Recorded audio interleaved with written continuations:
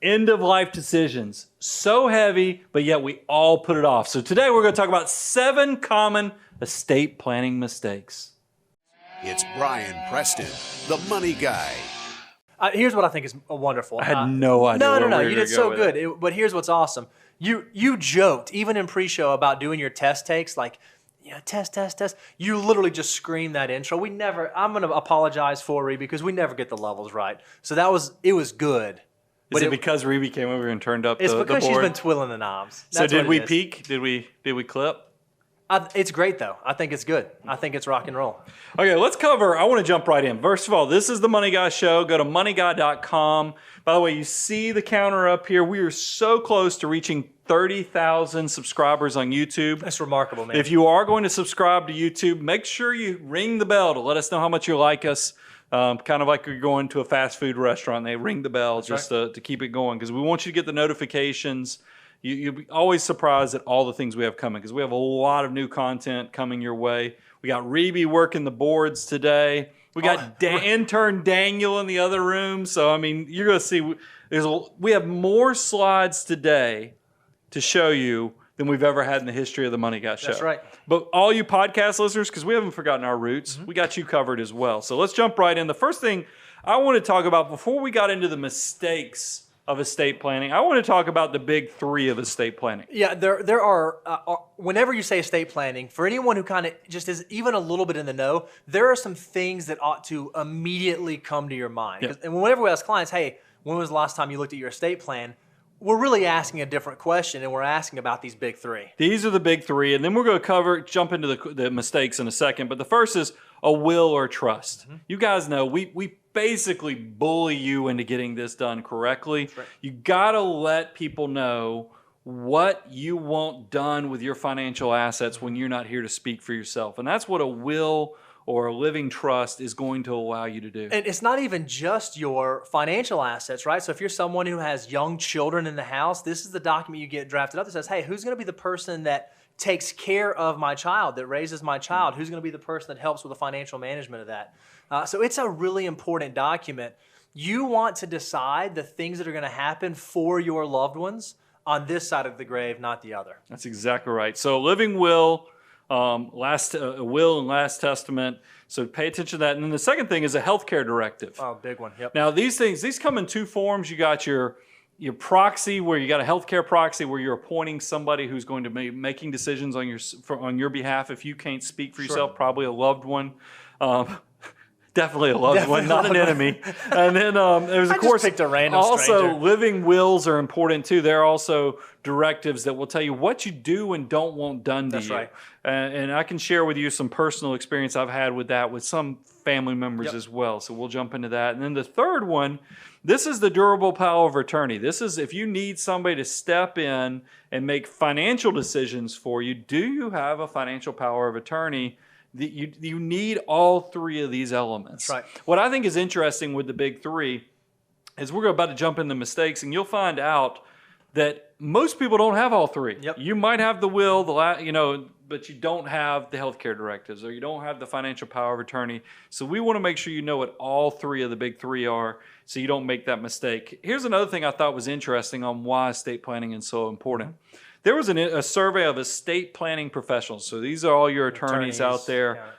Close to half, it was 46%, said family conflict was the biggest threat to estate planning. So not poor planning, not investments, not market not volatility, tax reform, nothing that you would think that's analytical. It's more of all the soft stuff The of like dealing touchy-feely. with your family members and people fighting. And we've all experienced. I mean, I know we have clients that have passed away. We have people in our circle of who we know, friends and so forth, where you see family members That's right. fight as soon as someone passes away. So we want to kind of help you set things up so you don't have those uncomfortable situations occur. So let's kind of jump into the common estate planning mistakes. Well, so we sort of led with the very first one was talking about the big 3. So I think one of the very first big mistakes that we see is not having the big three, not having those documents in order. And then I think even another caveat in there is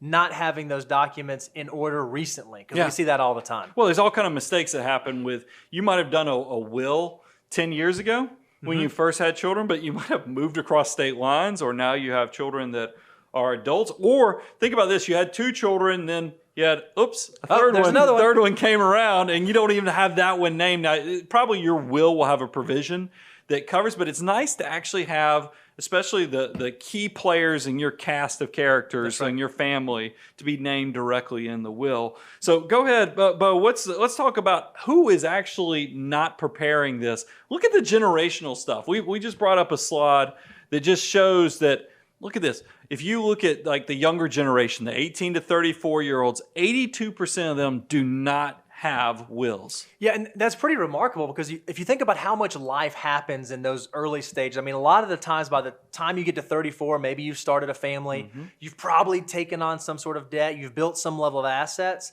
You have stuff that you probably care about what happens to that stuff when you're not here any longer. No doubt. I mean, and just look at it, 63% of the people who are 35 to 54, I fall in there. 47% for those that are 55 to 64.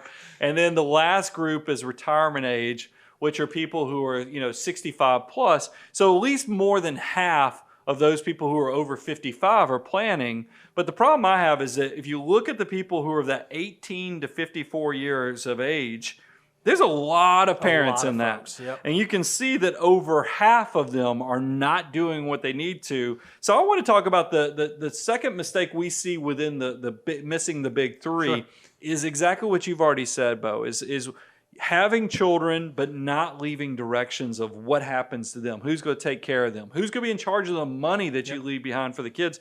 So I want to give you a visual or something to think about. I have a 15-year-old, and I thought about this because when I turned 15 and then 16 and you go get your driver's license, right?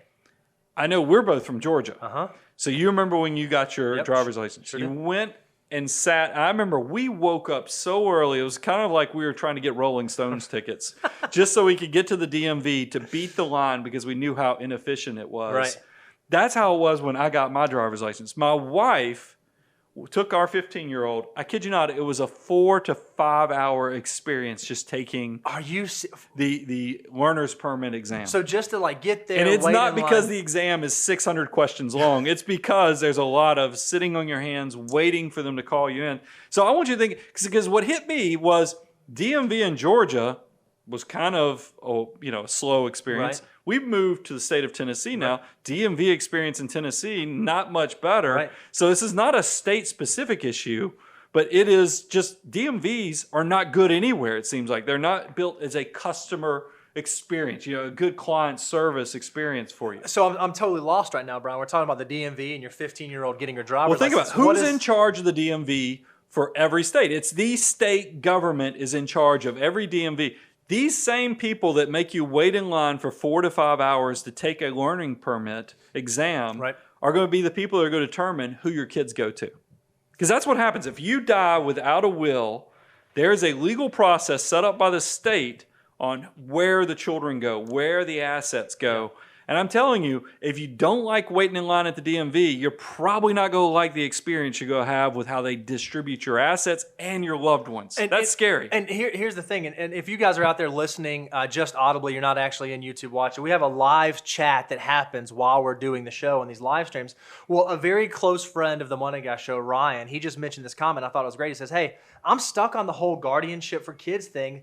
It's a really difficult choice. Yeah. You're right. It is a hard question to answer. It's a hard conversation to have. But as hard as it is for you and your wife or your significant other, your spouse to have that conversation, imagine how much more difficult it would be if you weren't there to weigh in. You can't speak for yourself. Put relatives at odds. I mean, that's basically like a cage match between the two different sides of the parents. I mean, that's horrible. Right. And then also, I think it also comes back to the money. Who's going to actually decide, who can do what, when, and how to spend? If you don't have guidance, there's always going to be some guilt. There's going to be some uncertainty. That's right. It's just a disaster. So don't do that. Here, the money guy take is that you got to make sure that you're planning ahead for those things. Another one I thought was interesting, all my single people. Oh, yeah. This sounds like a rap almost. Like I was about to step into a rap song. Did the money guy just All turn my into single Beyonce? people- Did he just do Beyonce? No, it's not all the single ladies, but all my single money guy family members. You're probably thinking, I don't need estate documents because, who's counting on what I've got? I'm going to leave this thing clean. I don't have kids. I'm not married. What does it matter? Right. Well, here's what the problem is. It's not always death. Maybe you are in an accident and you need a healthcare directive for somebody to make a decision, and you probably do have loved ones that you want to be speaking for you, but there's a good chance as a single person that the hospital might not even let whoever you want to be there. They're not even going to honor that they should be there because maybe they're not related to you or they're not married to you. And then who's going to speak for you on where things should go, or what your desires are if you're not here to speak for yourself? I think it's even more complex sometimes for single people than for people who just have a spouse because the system just defaults to the spouse. So, and I can already hear the money guy audience literally saying this to us now. Okay, yeah, I'm single, or maybe my situation is super simple, and I know that things in my life are going to change. I'm going to get married. I'm going to have kids. I'm going to have more assets. I don't want to go see an attorney right now, spend all this money, have all these documents drawn up, and then have to change them. That's okay. We have a solution. We have an order of operations that you should think about when it comes to getting the big three in order. Yeah, what we talked about is kind of the money guy way on this is, first, it's perfectly fine. Now, look, it might not be completely supported legally, but at least let your desires be known. You can write on a sheet of paper your wishes, your desires, sign and date it. Like I said, it might not hold up in court of law, but at least your loved ones will know what your desires were. That's step one. If you're just... I know, here's something I got caught in between. When we moved from Georgia to Tennessee, I was worried. My wife and I were going on an international trip. I had not updated the estate documents at that time. Yeah. I wrote out a really quick, I pulled it down. You can pull this stuff down from the internet, guys. It's really simple. Pulled down a big, quick guardianship thing that I left behind in case something happened to us with an airplane or so forth. But so that's step one of order of operation. You do something as simple as sign and date your wishes. Number two is boilerplate online. There's all kind of services online where you can just do a guardianship or create the will with the guardianship as some basic, simple estate planning. Just use the boilerplate through some one of those online resources. And then, of course, number three is as soon as you have any complexity or you start having assets in your name that's a substantial amount of money, you probably should hire an attorney. Don't save that penny. What is it? Penny wise, I was about to say penny wise and pound foolish. Yeah, I mean, it's the truth of the matter because, and when I talk about any type of complexity, think about if you have a mixed family. If you have children from a previous marriage, you're about to marry somebody who's got children from a previous marriage, or maybe they don't have any kids, but still it's going to be a mixed marriage. And the fact that you got previous kids, got large assets, if you got some weird, that there's just your family's kind of doesn't get along, and you know that no matter what happens, somebody's going to be ticked off and probably sue somebody. You probably need to have an attorney. That way, when you're not able to speak for yourself, it's going to at least be okay. So, mistake number one, you have to make sure you have the big three, and then don't. It's not just a one-time set it and forget it. Make sure that you're continually going back and reviewing them. If things in your life change, maybe there are marriages, divorces, childbirths, other things that happen either with you or people that are referenced in your estate documents, you need to make sure that you update that. So don't let this just be something that sits in the box and never gets looked at again. And the move, because I don't think I want to say that again. As soon as you move across into a new state, got to update those estate documents. So let's move on to number two. Not having life insurance. Yeah, this is another, I would say a biggie. Yeah. A biggie. I mean, because think about it. What is life? What are we worried about when we leave the earth early or become disabled or something? It's lost income to pay bills. Yeah, what about the ones we leave behind? That's right. Debt that is unpaid, and then life goals that are unfunded. That's college for the kiddos, as well as making sure that your spouse isn't just like destitute because you left. Right. So how do we, if we're on the great path of building financial independence, is saving, but we just haven't had enough time elapsed where we could build financial independence, what can be the bridge to get us there? It's life insurance. And here's what I can't understand is we're talking about it, and it sounds so simple, but we've got some statistics that say a lot of people just don't do it. Because I think everyone would say, yeah, if something happened to me, I'd want my husband or my wife or my children to be taken care of. We all know that we want it there. yet people don't implement that. So there's got to be a reason why they don't. So listen to these two stats. 41% of Americans do not have any life insurance. So that's less than half, but it's getting pretty close to half. And then of that 41% that don't have life insurance, here's a big takeaway. 83% of Americans who don't have life insurance think they do need it, but they don't have it because it's either too confusing or they perceive it as too expensive. Now that first one really sticks in my craw because it doesn't have to be expensive. It doesn't have to be complicated. What's unfortunate is it doesn't have to be expensive either, by the way. Yeah, we're going to get into that. Our industry has made it complicated. The financial industry has made something that should be so easy, so common sense, and they've bastardized it to where now, it's hard to go out there and navigate, well, what do I need? And there's all these different types and how much and how long. It's really frustrating. Yeah, I mean, a lot of the financial industry, I feel like they do try to spin your head, get you spun up, make it seem complex so that they can justify additional fees and other things. Right. So we're here to kind of help you cut through it. So let's talk about this.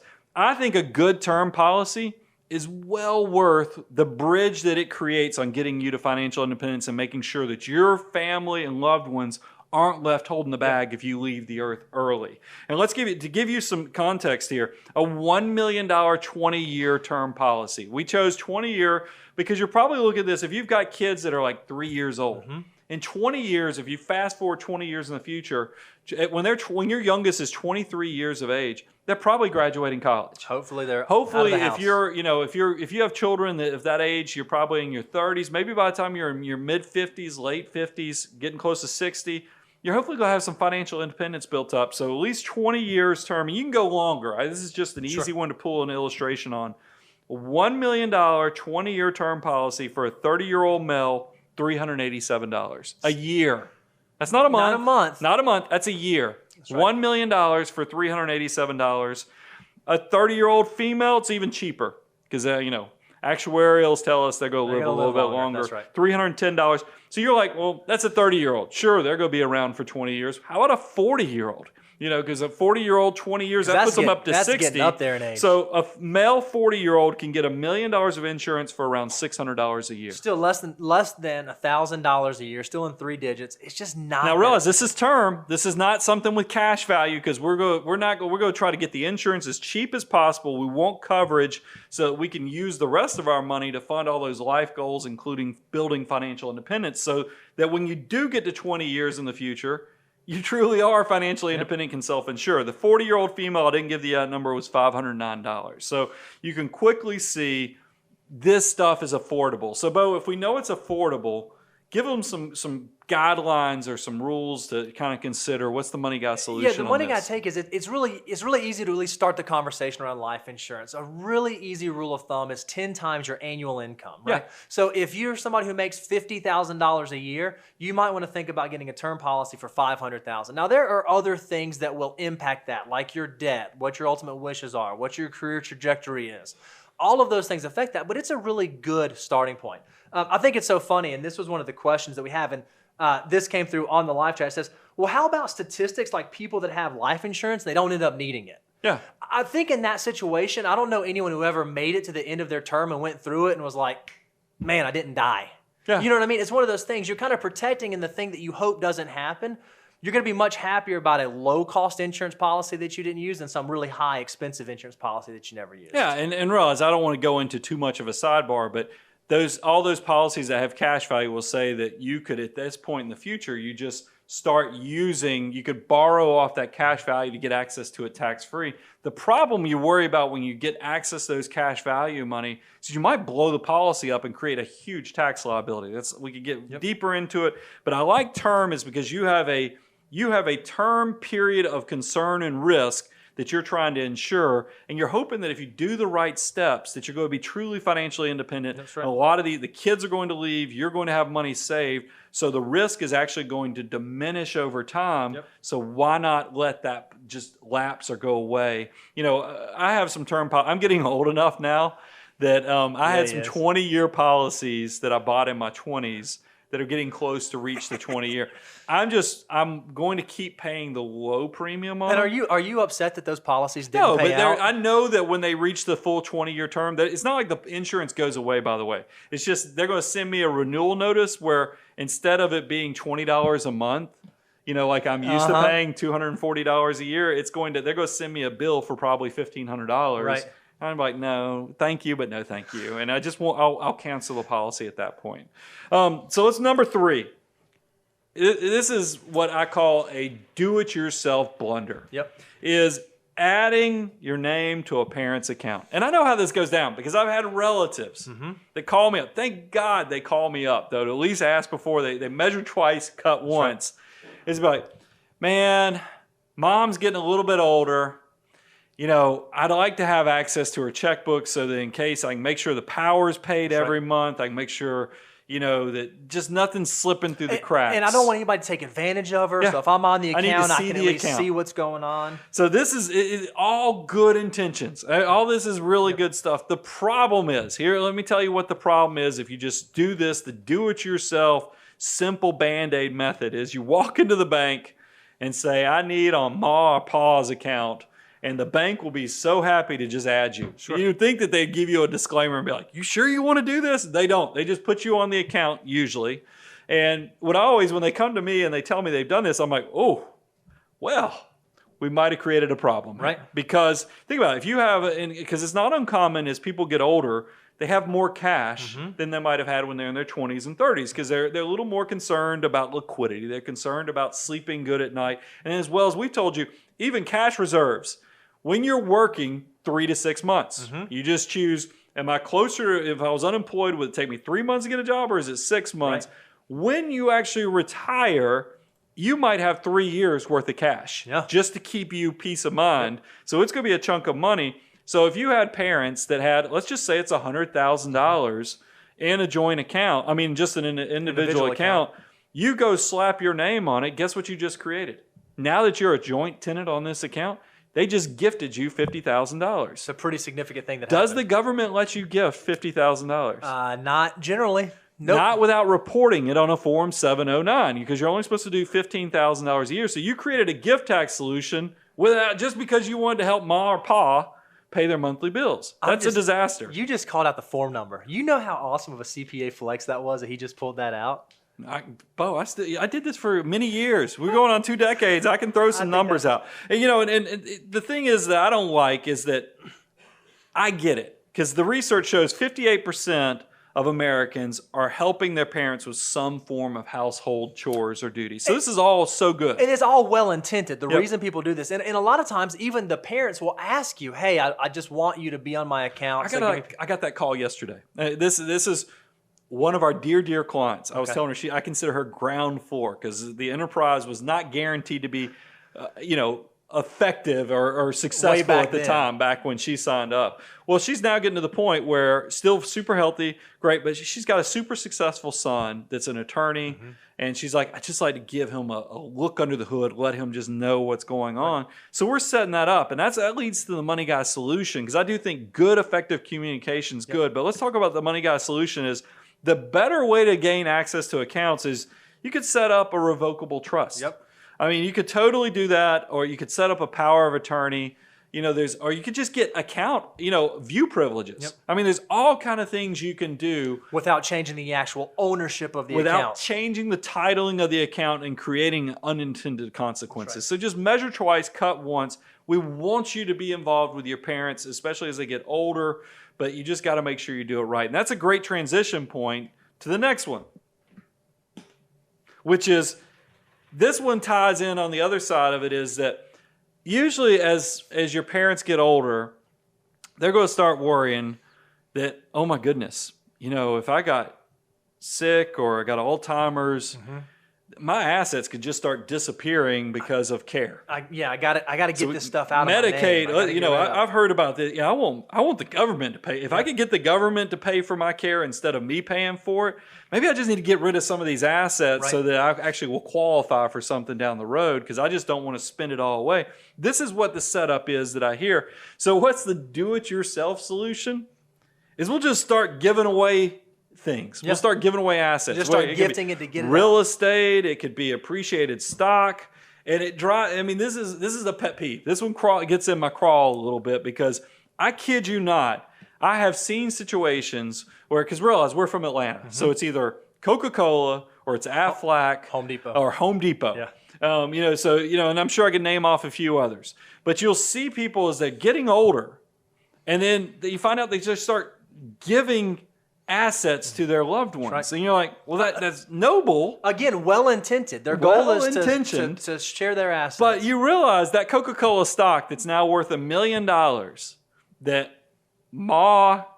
grandma gave to Ma, and now because there's so much in taxes, she can't sell it or get rid of it. All she can do is donate it or give it down to the kids. Yep. So you have this legacy where the $1 million stock that grandma bought for $20,000 a gazillion years ago, you're like, how are we ever going to sell this thing? Or, we only can donate so much at a year.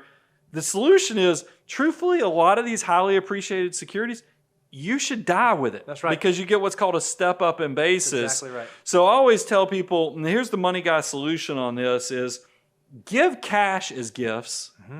Die with appreciated holdings. I know that is the coldest thing in the world to hear, but it is true. Because think about it, if you've got assets that have a basis of 20 grand and now it's worth $1 million and you die with it, guess what? Your beneficiaries inherit it at $1 million basis. That's Same right. thing with real estate.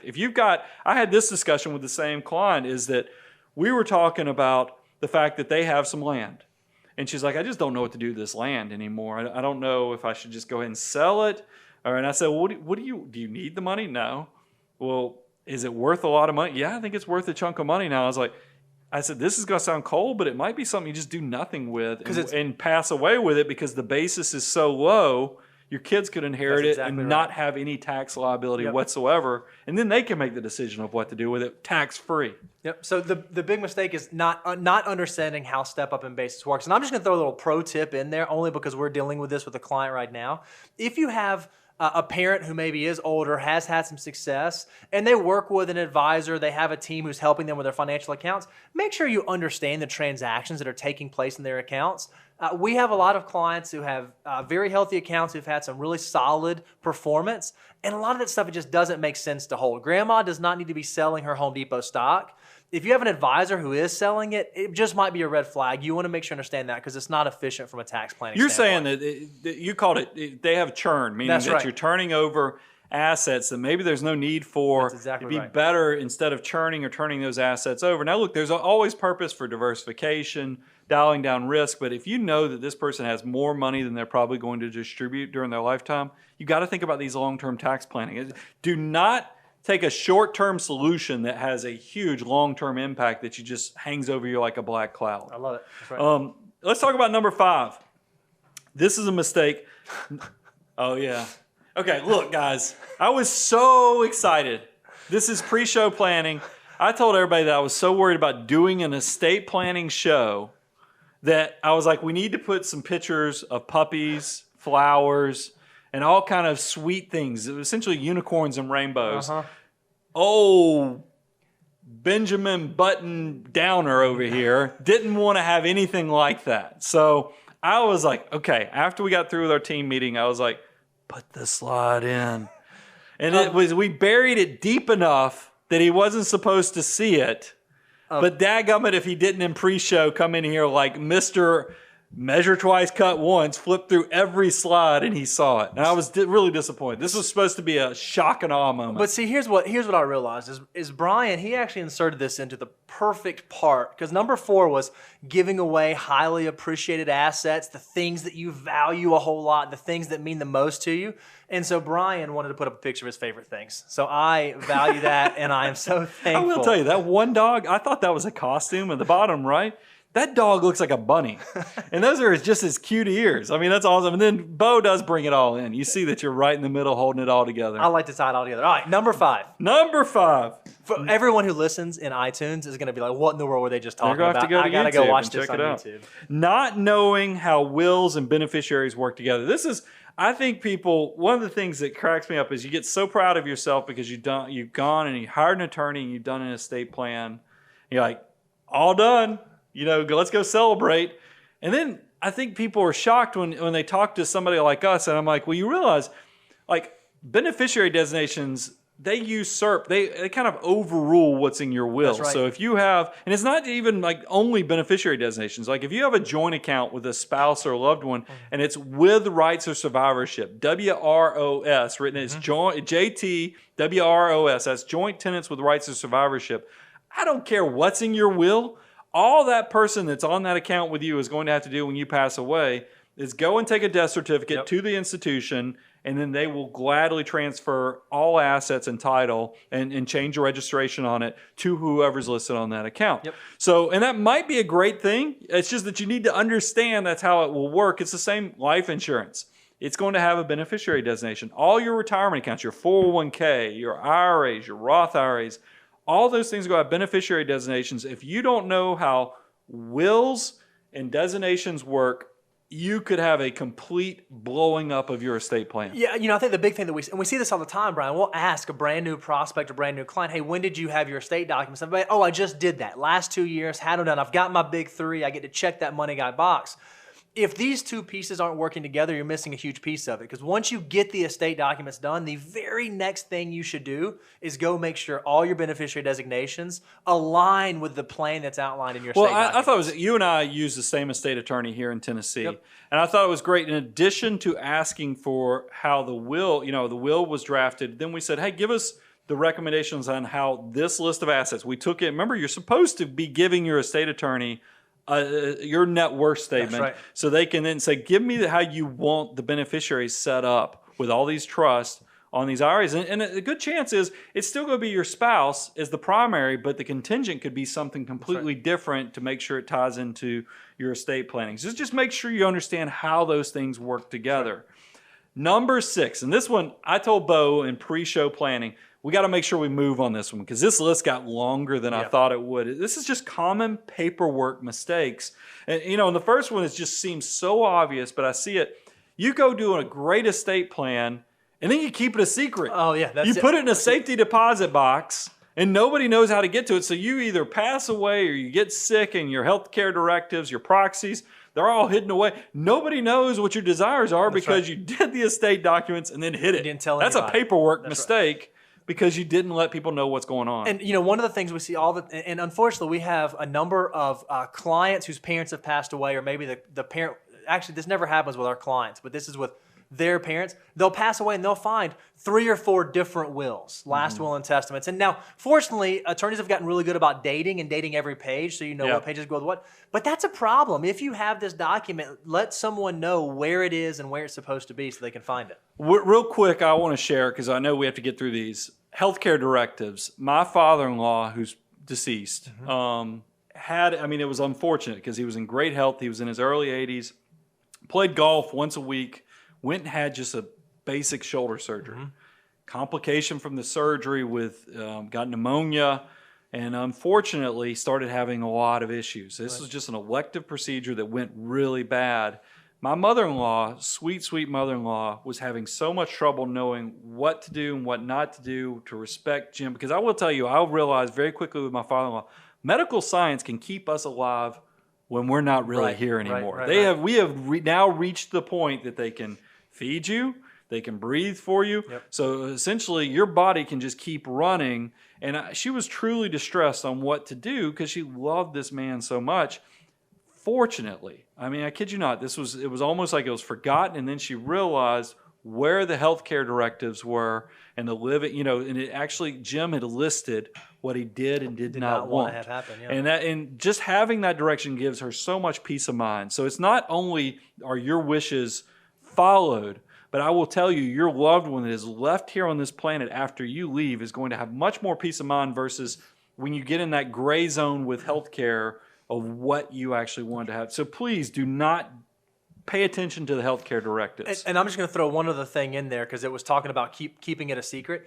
If there are people in your estate documents that you are asking to do things, like serve as the executor, like serve trustee, as the guardian, like serve as a trustee, make sure they know about that. No one really wants that to be a surprise. Yeah. Congratulations. Your family You're just doubled. You're going to see what number 7 is in a minute and know why surprise is not always good. I want to keep these going though real quick. Not recording step-ups and basis. If you have a loved one pass away and you know they are sitting on property that one day is going to be the biggest shopping center in the state, or is going to be a great development site, or is going to be a residential development, when people pass away with highly appreciated holdings, go get an appraisal. I am shocked that 7 years goes by, people then put their house, the real estate under contract, and you're like, well, what's the basis in this? Well, I got it when I inherited it from my parent. Did you go get an appraisal? No, we didn't go get an appraisal. I'm like, well, man, we're going to have some trouble figuring out how much this is tax-free. That's right. When all you had to do was go get an appraisal of death. So that's a paperwork mistake. Go get a real estate appraisal. It's cheap. It's $300 or $400 typically, and you will put a line in the sand on what things are worth. Now, with investment accounts, it's a little bit easier because they're priced daily if you're investing in normal stocks, bonds, and mutual funds. But we see this all the time where maybe the step up doesn't happen when the account transfers, and then the account transfers to somewhere else, and then it never actually gets recorded. Well, there's a bunch of tax benefit that just washed away into nowhere. Make sure that you're getting those numbers updated as you work through settling someone's estate. Outdated beneficiary designations. Oh yeah. This is bad stuff. Is that, you could have a mistake on there. You could have an ex-wife on there, a spouse. You could have somebody who's already predeceased, that they died earlier than you thought they would. Or maybe we see this all the time, the difference in per capita and per stirpes. Exactly. You might have left something. Are you psychic? Because we didn't even have that in the show notes, and I wrote it on there. Oh, look right here. Look, yeah, we just did that right there. Yeah, right. So you might want to leave something to your kids. Well, then some grandkids come to the picture. Well, your wishes amongst how your assets flow might change once the grandbabies enter into the picture. So you just want to make sure that you're keeping that stuff updated. We had talked about not updating asset ownership. This is one of the things when we did our estate plans, same estate attorney, Bo. Please understand, joint tenants with rights of survivorship, like I said, that's going to transfer. All you need is a death certificate versus joint tenants in common. The TIC then makes it where at least you can now separate out the ownership interest and let that estate plan do a little more of the heavy lifting for you. Not updating your healthcare power of attorney or durable power of attorney, because those things need to be updated and active at all times. Not creating a net worth statement. There is nothing worse than grandma passes away and everybody looks at each other and they call the children will have a financial advisor. The adult children will have a financial advisor. Mom passes away, and then they're like, they call me up and they're like, what do we do? And I'm like, well, do you have a net worth statement so I can at least see what they have in assets? And they're like, nope. I'm like, how about a tax return? Let's start with a tax return, and I can at least back into what they have. Have a net worth statement so you're at least everybody knows what you have going on. Right. Bo, you'd mentioned this one. Keeping utilities in a deceased loved one's name? Yeah, so I see this a lot of times with some aged clients or aged family and friends. The utility bill might have been in the husband's name for the last 40 years, and then the husband passes away, and so they just keep paying it. Well, the utility company doesn't reach out and say, hey, is this person still alive? Yeah. You just need to make sure that you update who is on record for those types of services, because so long as you're paying them, generally speaking, they'll keep letting you pay them. Yeah, and a lot of times when you pass away, part of the probate process is that they're going to publish in the paper for creditors to reach out, and if nobody reaches out, the debt kind of just goes away. Right. So if you've got credit cards and debts with deceased people, please make sure that you talk to somebody to make sure that we get rid of the things. You can shed the things and not have obligations that you shouldn't have. That's all paperwork related. Yep. You just got to do it right with your estate planning. Number 7. Now, and I don't want to, because all of these are big mistakes. I don't even know if we can say that one mistake is the biggest mistake of them all. But if there was one that was the biggest, this would be close to 1 or 2, I feel like. It's definitely something to think about. So flip over to 7, and I want you to read, because we actually got feedback from somebody in the Money Guy family on this. Yeah, so this is really, really interesting. This is a comment from YouTube. This is from Elizabeth, and she said, everyone thinks that executorship is an honor. I say it is for the person that you like the least.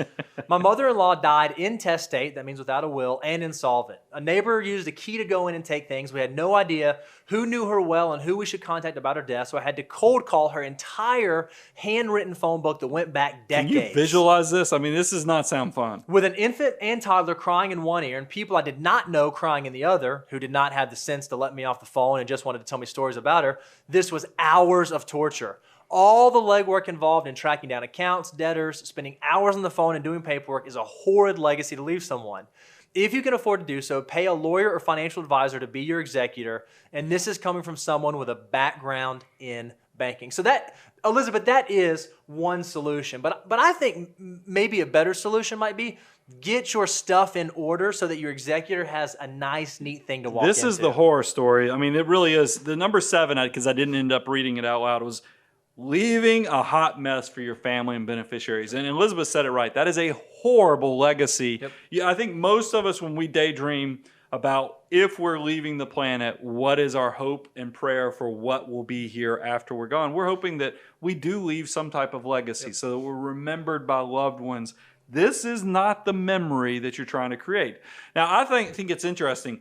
Intern Daniel, he'll probably always be Intern Daniel. I love picking on poor Daniel. Even when he's full-time Daniel, he's still going to be Intern Daniel. He created a slide that I thought was spectacular. So show this one, Bo. He found some research that the average executor spends 570 hours settling an estate.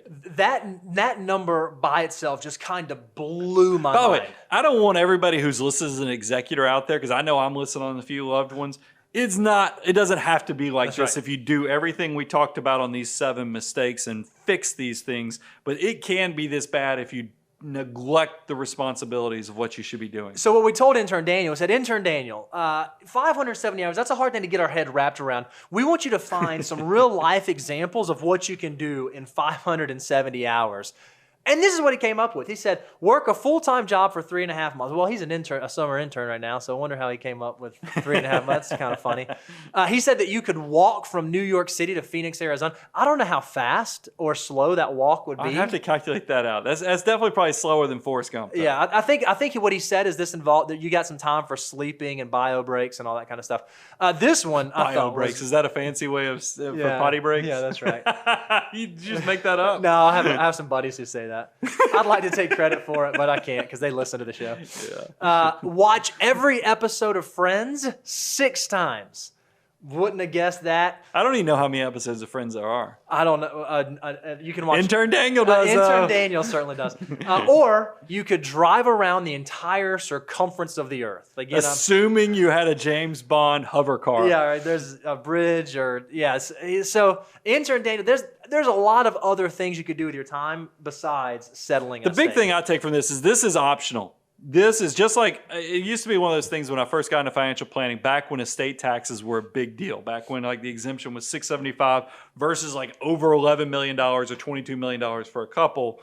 And we used to tell people, estate taxes are optional if you just do the right planning. It's the same thing with this 570 hours of settling an estate. I had, unfortunately, one of my dearest clients, it was actually one of the parents of one of my childhood best friends, passed away in the last 2 or 3 weeks. Right. And I've already talked to him. I said, we've got this. We're going to crank this out. We'll have the estate closed out before year end. Sure. It's not going to take 570 hours. It doesn't take 3.5 months, 3 to 5 months working full time. Right. That's a disaster. So if you don't want to leave your loved ones with this mess and leave them with that burden, start getting your stuff in order now so that your executor can step into that role and do it well. I want to give you another example. This is real world, true story type stuff, because we see all types of things doing what we do for a living.